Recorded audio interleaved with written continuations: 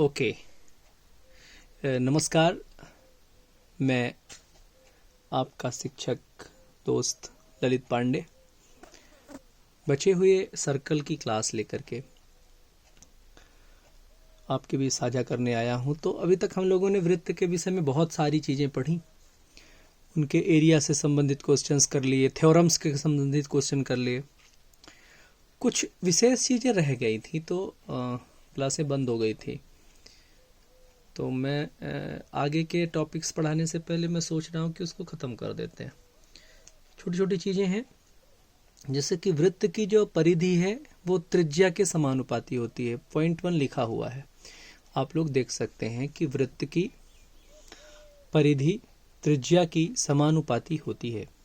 Okay, तो ये जो सिर्फ परिधि की बात नहीं हो रही है ना, अर्थात यदि वृत्त की परिधि को 2 गुना कर दिया जाए तो त्रिज्या 2 गुना हो जाएगी, आप लोग देख पा रहे हैं। इसी प्रकार वृत्त की त्रिज्या 2 गुनी कर दी जाए तो परिधि 2 गुनी हो जाएगी। आप देख रहे हैं थर्ड बिंदु है, वृत्त की परिधि व्यास की समानुपाती होती है, यानी कि अगर व्यास को 3 गुना 4 गुना कर दिया जाए तो उतने ही गुना परिधि में वृद्धि हो जाएगी। तो केवल यही दोनों नहीं, आखिरी पॉइंट आप देखिए, मैंने सभी को एक साथ लिख दिया है, तो आप एक ही थ्योरम इन सभी को सीख सकते हैं कि वृत्त के व्यास, त्रिज्या और परिधि। व्यास यानी डायमीटर, त्रिज्या यानी रेडियस, परिधि यानी सरकमफेरेंस, ये तीनों ही एक दूसरे के इक्वल प्रोपोर्शनल होते हैं। यानी कि अगर एक में जितने गुना का परिवर्तन किया जाएगा उतने ही गुना दूसरा बढ़ जाएगा या घट जाएगा। जैसे अगर मैं वृत्त की त्रिज्या आधी कर दूं, वृत्त की त्रिज्या क्या कर दूं, आधी कर दूं, तो व्यास और परिधि अपने आप आधे हो जाएंगे। वृत्त की परिधि 2 गुनी कर दें तो त्रिज्या और व्यास ऑटोमेटिक 2 गुना हो जाएंगे। यानी जितने गुना का परिवर्तन एक में होगा उतने ही गुना का परिवर्तन अन्य 2 चीजों में हो जाएगा। तो मेरा ख्याल है कि ये चीजें आप सरलता से सीख गए हैं। इनसे संबंधित प्रश्नों में समस्या होती है जब हम लोग बेलन के क्वेश्चन करते हैं और बेलन में पाइप आता है। तो पाइप एक्चुअली क्या होता है, पाइप का जो फ्रंट सरफेस है वो वृत्ताकार होता है, तो वहां पर समस्या पैदा होनी शुरू हो जाती है। खैर, उस वक्त की बात उस वक्त करेंगे तो ज्यादा बेहतर होगा। तो ये वृत्त की बात हो गई थी। अब इसके बाद हम अगर इसके क्षेत्रफल की बात करते हैं, वृत्त के क्षेत्रफल की बात करते हैं, तो क्षेत्रफल व्यास, त्रिज्या और परिधि, किसके किसके, व्यास, त्रिज्या और परिधि के वर्ग के समानुपाती होता है।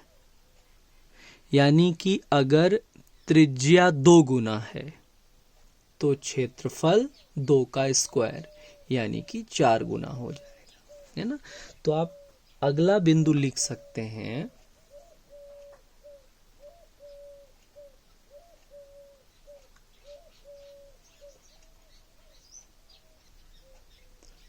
तो देखिए क्षेत्रफल से संबंधित अगर बात है तो थोड़ा सा बात भिन्न होगी।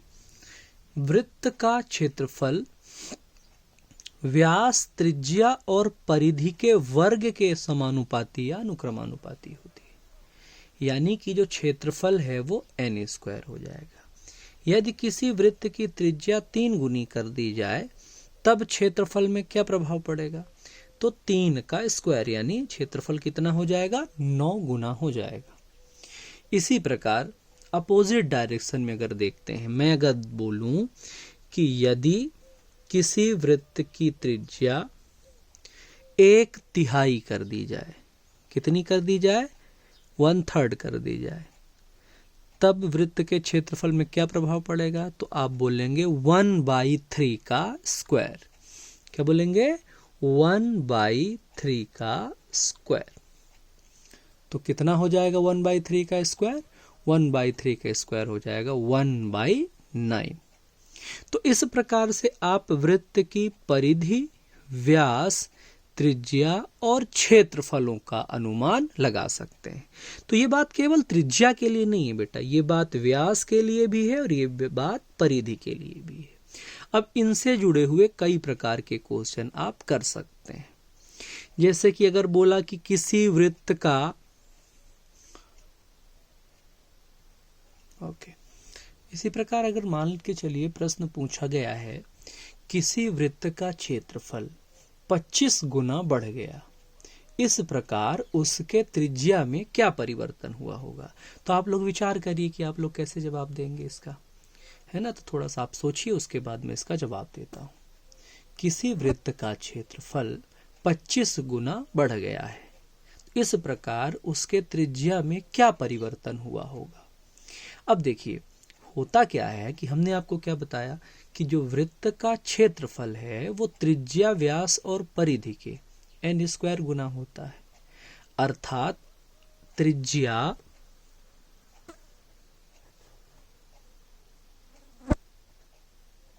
Equals to n²। n² किसका? n² यानी कि इसी त्रिज्या में जो परिवर्तन हुआ होगा, यानी हमें n का मान निकालना है ना। तो त्रिज्या अभी हमें पता नहीं है। अब n² की वैल्यू कितनी हो गई है? 25 हो गई है। तो यहाँ कितना हो जाएगा? 25 हो जाएगा, इक्वल्स टू ये क्षेत्रफल बराबर है ना, n² है, क्षेत्रफल बराबर, क्षेत्रफल 25 गुना बढ़ गया है ना, इक्वल्स टू n²। स्क्वायर यहाँ से हटेगा, यहाँ अंडर रूट लगेगा, तो ये under root 25 equals to n²। Sorry, square हट गया है, n की वैल्यू कितनी हो जाएगी? n equals to 5। तो आपका जवाब होगा त्रिज्या में कितने का परिवर्तन हो गया है? 5 गुने का परिवर्तन हो गया है। क्लियर है? तो इस प्रकार से आप इस प्रकार के प्रश्नों को सरलता से हल कर सकते हैं। इसी प्रकार मान के चलिए मैंने कहा किसी वृत्त का क्षेत्रफल 36 गुना से बढ़ गया है, तो उसकी परिधि पर क्या प्रभाव पड़ेगा। मैंने कहा किसी वृत्त का क्षेत्रफल 36 गुना बढ़ गया है, तो उसकी परिधि पर क्या प्रभाव पड़ेगा। तो आप सीधे सीधे देखेंगे कि क्या वैल्यू दी गई है क्षेत्रफल की, कितनी? 36। तो 36 में अंडर रूट लगाएंगे, तो 36 का अंडर रूट कितना होता है? 36 का अंडर रूट होता है 6। यानी आपका जवाब होगा परिधि में 6 गुने की वृद्धि हुई है। परिधि में कितने गुने की वृद्धि हुई है बेटा? परिधि में 6 गुने की वृद्धि हुई है। क्लियर है? इसी प्रकार अगला सवाल है, किसी वृत्त का क्षेत्रफल, नोट करिए, किसी वृत्त का क्षेत्रफल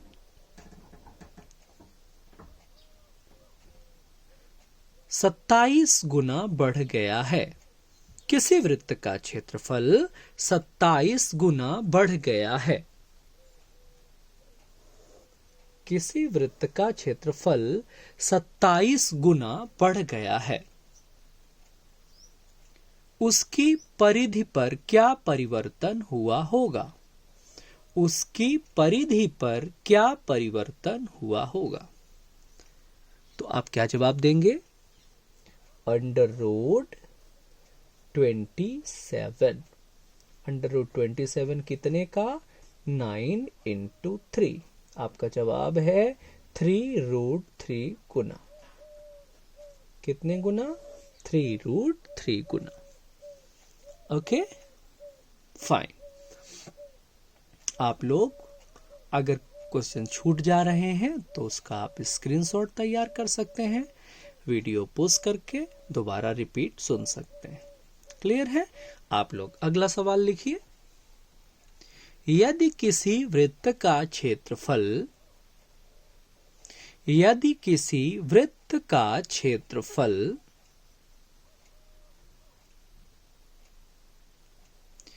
24 गुना बढ़ गया है। यदि किसी वृत्त का क्षेत्रफल 24 गुना बढ़ गया है, उसके व्यास में क्या परिवर्तन होगा। उसके व्यास में क्या परिवर्तन होगा। तो बेटा क्या करेंगे अपन करेंगे अंडर रूट 24 4 इंटू 6 यानी 2√6 गुना। कितने गुना बढ़ जाएगा? 2√6 गुना बढ़ जाएगा। क्लियर है? ओके, अगला क्वेश्चन लिखिए। एक वृत्त की परिधि, एक वृत्त की परिधि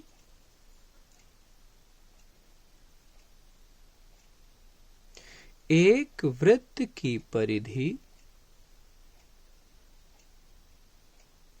1/4 कर दी गई। एक वृत्त की परिधि 1/4 कर दी गई। इस प्रकार उसके क्षेत्रफल में क्या परिवर्तन होगा? तो क्या हो जाएगा बेटा? 1/4 का स्क्वायर। आंसर होगा 1/16 गुना। कितना हो जाएगा?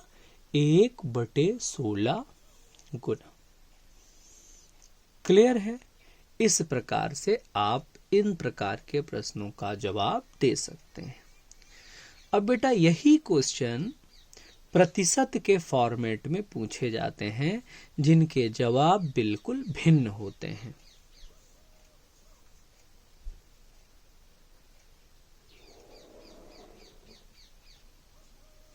अब जब प्रतिशत से संबंधित प्रश्न पूछे जाते हैं तो उसके लिए अपन को ध्यान रखना होता है प्लस माइनस ए प्लस माइनस ए प्लस माइनस ए स्क्वायर अपॉन 100। अब ये दोनों जगह ए क्यों लिखा है? क्योंकि इसमें त्रिज्या होती है, और त्रिज्या अगर होती है तो त्रिज्या ए और बी के फॉर्मेट में नहीं होगी, समान होगी। इसलिए यहाँ भी ए, यहाँ भी ए, और यहाँ ए स्क्वायर बराबर क्षेत्रफल में प्रतिशत कमी या वृद्धि। कमी होगी तो माइनस, वृद्धि होगी तो प्लस। इस बात का ध्यान रखना है। तो ये एक छोटी सी ट्रिक होती है। किसके लिए? प्रतिशत क्षेत्रफल के लिए। इसके लिए मैं बेसिक भी आपको बताऊंगा बहुत प्रॉपर तरीके से, तो आप लोग इसका स्क्रीनशॉट डिनोट कर सकते हैं यदि चाहें तो, है ना। चलिए देखते हैं पहला सवाल, पहला क्वेश्चन। एक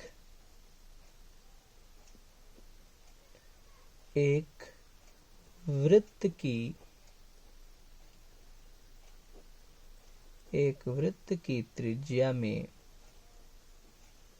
20% की वृद्धि कर दी गई।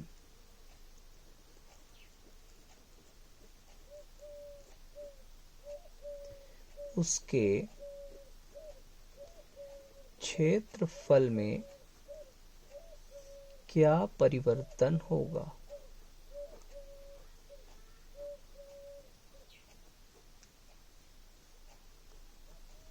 ठीक है, आप लोगों ने सवाल नोट कर लिया। एक वृत्त की त्रिज्या में 20% की वृद्धि कर दी गई। उसके क्षेत्रफल में क्या परिवर्तन होगा? क्या करेंगे? फॉर्मूला से पहले करेंगे, उसके बाद मैं आपको बेसिक ट्रिक बताऊंगा। अब त्रिज्या यानी 20% की वृद्धि, वृद्धि यानी प्लस, प्लस का 20, यहां प्लस है, यहां त्रिज्या, दोबारा प्लस 20, प्लस गुणा प्लस प्लस, 20 का स्क्वायर 420, बटे 100, 00 00, 20 20 40 और 4 44% की वृद्धि। बराबर है। अब हम लोग बेसिक की बात करते हैं, बेसिक से इसको कैसे सॉल्व करेंगे। तो बेसिक के लिए मान लेते हैं कि पहले जो आपका क्षेत्रफल था वो 100 था, 20% की वृद्धि तो 120 बटे 100 इंटू 120 बटे 100, क्योंकि आर स्क्वायर 20 की वृद्धि तो 100 में 120 हो जाएगा। 4 0 1 2 3 4 कितना हुआ 144। पहले कितना था 100, कितने की वृद्धि हो गई 44% की वृद्धि हो गई। ये हो गया। अब जो लोग फ्रैक्शन से करते हैं, फ्रैक्शन से करने वालों के लिए विशेष रूप से मैं बताने की कोशिश करता हूं। जो लोग फ्रैक्शन से करते हैं वो लोग कैसे करेंगे। जो लोग फ्रैक्शन से करते हैं तो 1/5 होता है, 20% का फ्रैक्शन 1/5 होता है। बढ़ गया तो 5 और 1 6 बटे 5, कितनी बार बढ़ा 2 बार बढ़ा, तो ये कितना हो गया 36 बटे 25। पहले कितना था 25, अब कितना हो गया है 36, यानी कितना बढ़ गया है 9।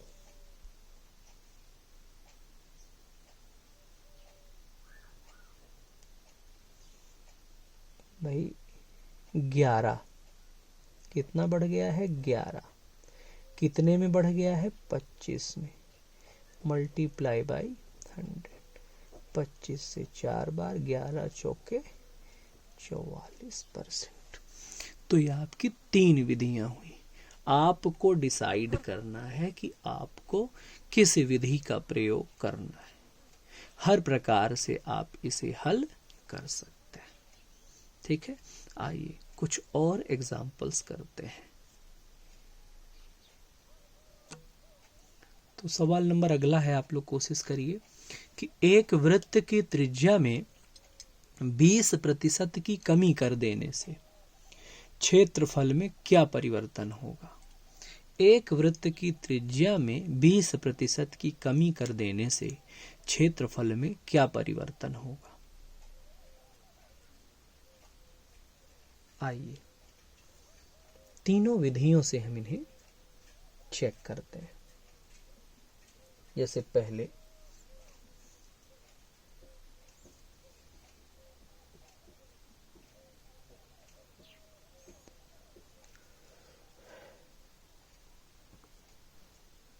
माइनस कमी है, इसलिए -20, -20, माइनस माइनस प्लस, ध्यान दीजिएगा माइनस गुणा माइनस प्लस, 20 का स्क्वायर 400 बटे 100, तो 20 और 20 40, माइनस का प्लस का 4 बराबर माइनस का 36%, यानी 36% की कमी।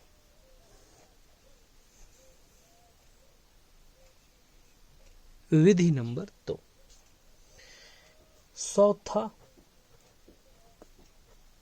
80 बचा, फिर 80 बचा,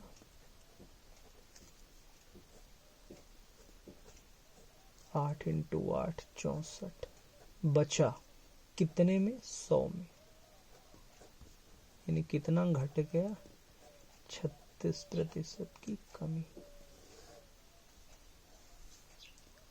जो लोग जादूगर हैं, फ्रैक्शन से हल करते हैं, 20% का मतलब 1/5, 5 में 1 गया तो 4/5, कितनी बार 2 बार, यानी कितना बचा 16, कितने में?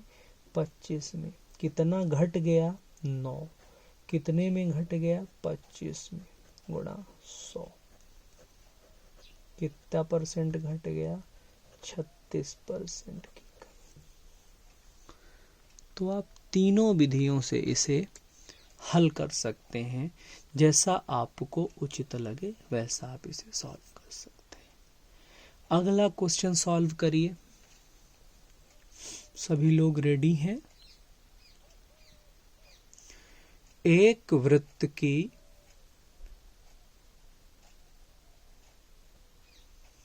25% की वृद्धि करने पर क्षेत्रफल में क्या परिवर्तन होगा? एक वृत्त की त्रिज्या में 25% की वृद्धि करने पर क्षेत्रफल में क्या परिवर्तन होगा?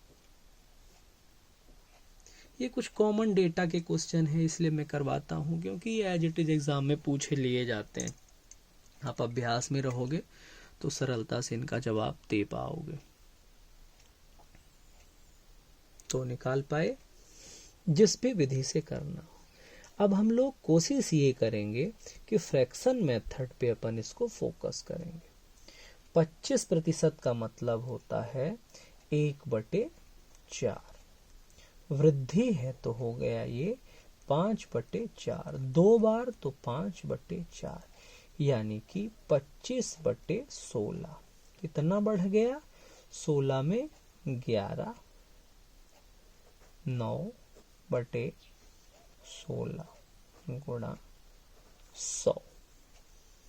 4 चौके 16, 25 चौके 100, 225/4, 4 पंजा 20,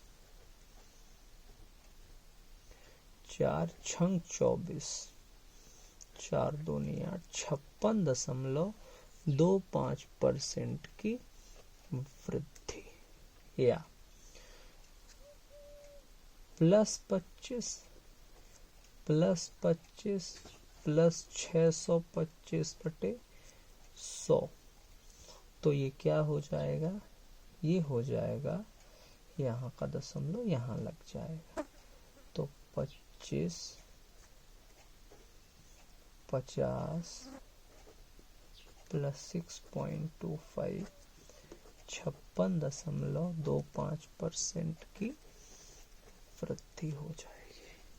अभी आपकी चॉइस है, आप कैसे करते हैं। ठीक है, तो इस प्रकार से आप इन प्रश्नों को क्रमिक रूप से हल करते रहें।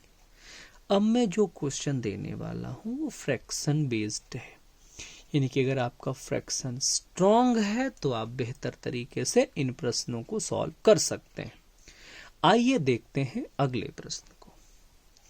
एक वृत्त की त्रिज्या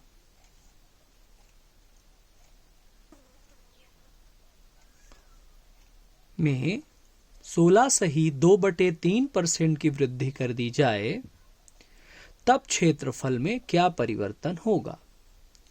एक वृत्त की त्रिज्या में 16 सही 2/3% की वृद्धि कर दी जाए, तब क्षेत्रफल में क्या परिवर्तन होगा?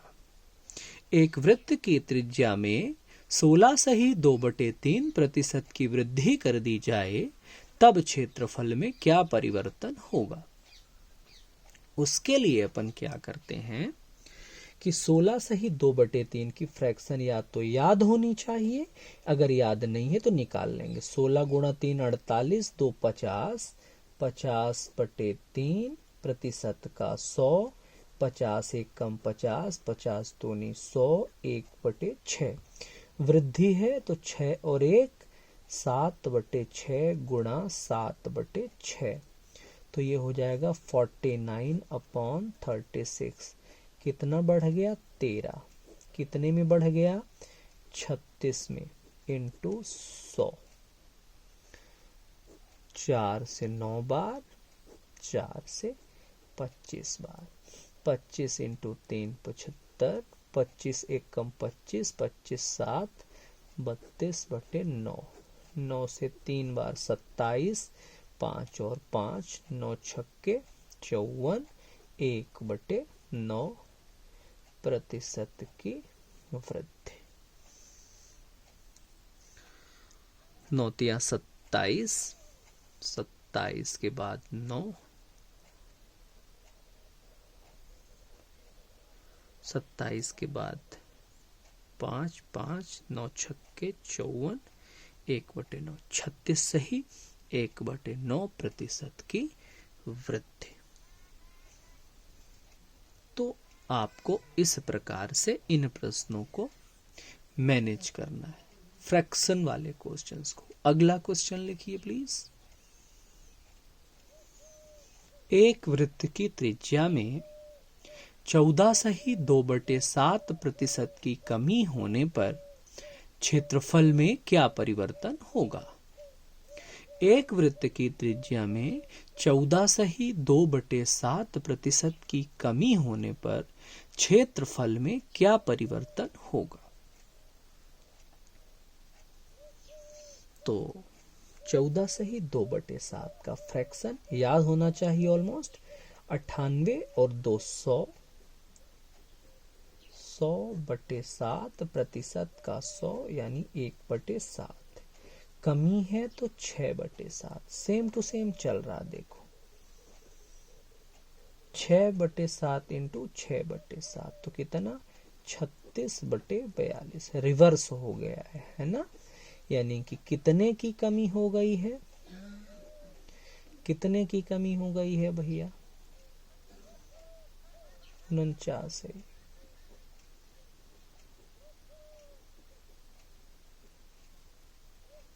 तेरह की कितने में? 49 इंटू 100 यानी 1300/49% की कमी। तो आपको ये ध्यान रखना है, फ्रैक्शन वैल्यूज और फ्रैक्शन वैल्यूज के आधार पर क्वेश्चंस को सॉल्व करना है। क्लियर है?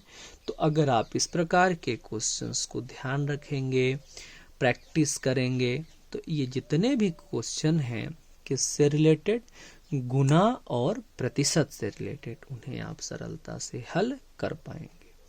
आइए एक और क्वेश्चन सॉल्व करने की कोशिश करते हैं।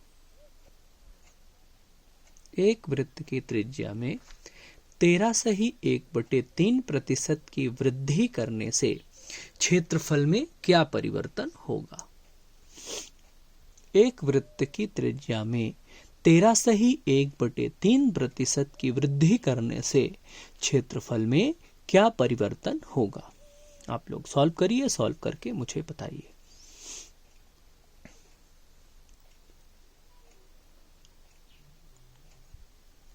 तेरह 1/3, 39 और 1 40/3% का 100, 20 से 2 बार, 20 से 5 बार, यानी कि 2/15। 2/15 वृद्धि है तो ये हो गया 17/15 गुणा 17/15। 17 का स्क्वायर 289/225। कितना बढ़ गया? 25 में कितना बढ़ा दिया जाए कि 89 हो जाए? तो 25 और 40 65 और 25 और 60 85, 85 और 4 89 यानी कि 64 बढ़ गया। कितने में बढ़ गया? 225 में इंटू 100। 25 से 9 बार, 25 से 4 बार, 4 चौके 16, 4 छंग 24 और 1 25/9। 9 दूनी 18, 9 दूनी 18, 8 7 15, 7 और 6 9 8 72 और 4/9%, यानी कुल मिला के 28 सही 4/9% की वृद्धि हो गई।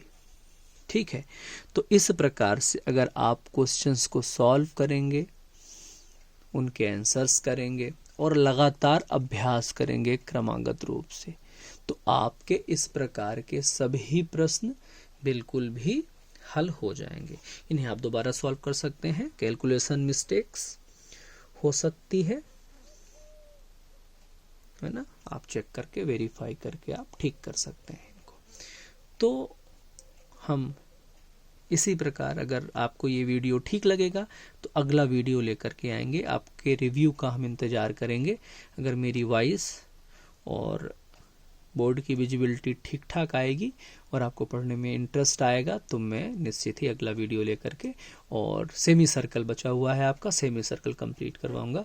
तब तक के लिए आप लोग अपना ख्याल रखें, घर पर ही रहें, सुरक्षित रहें, मास्क का प्रयोग करें, कहीं भी घर से बाहर नहीं जाएं। बहुत बहुत धन्यवाद, बहुत बहुत शुक्रिया। मिलते हैं अगले वीडियो में।